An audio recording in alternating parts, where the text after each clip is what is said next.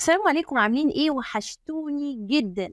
جاية النهاردة معاكم عشان ارجع بفيديو قوي جدا بيتكلم عن العملاق الصيني. الباط الجديد بتاعه هيكون مش جديد، هو موجود بقاله فترة، ولكن التحديثات الجديدة بتاعته قوية. واقوى حاجة فيه انه مجاني 100%، وبيعمل شغل عالي جدا. من غير كلام كتير ومقدمة طويلة، يلا بينا نشوف ازاي هنستخدمه. يلا بينا.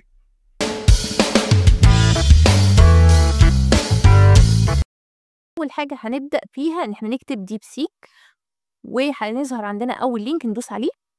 طبعا عادي هيبقى عندي اختيارين، هختار منهم ستارت ناو، وبختار طبعا ان ادخل يا اما بالاكونت بتاعي لو متسجل او بدخل بالجوجل، فانا هختار بالجوجل اكونت بتاعي.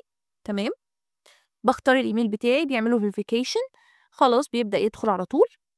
كده انا بقى ليا اكونت. باي ذا واي هو مجاني تماما. تعالوا نحط له كويستشن ماث كده.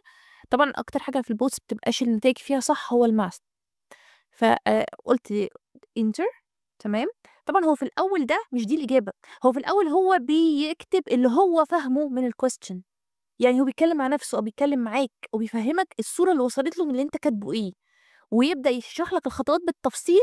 هو عمال يقارن في دماغه وانا غريب جدا الكلمه، وبعدين بيطلع النتيجه في النهايه لما يتاكد. يعني كل ده كلام التفكير بتاعه اللي داير المفروض هو بينه وبين نفسه يعني كلام عجيب.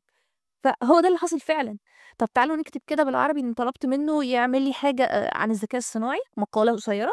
برضه هو بيتكلم عن اللي بيتكلم في دماغه، يعني التفكير اللي جه في دماغه، وبعدين بعد ما قرر وفكر خلاص ده بقى النتيجه النهائيه. الموضوع بجد بقى حاجه مرعبه ومذهله في نفس الوقت. فاتمنى ان انتوا تجربوه. وباي ذا واي ده اول بارت من الشرح فيه. انا هعمل منه اجزاء تانية لانه فيه فيتشرز تانية، وده ابسط حاجه ممكن تبداوا تعملوها بيها. ما ننساش نعمل لايك وشير وسبسكرايب للقناة، واشوفكم على خير. باي.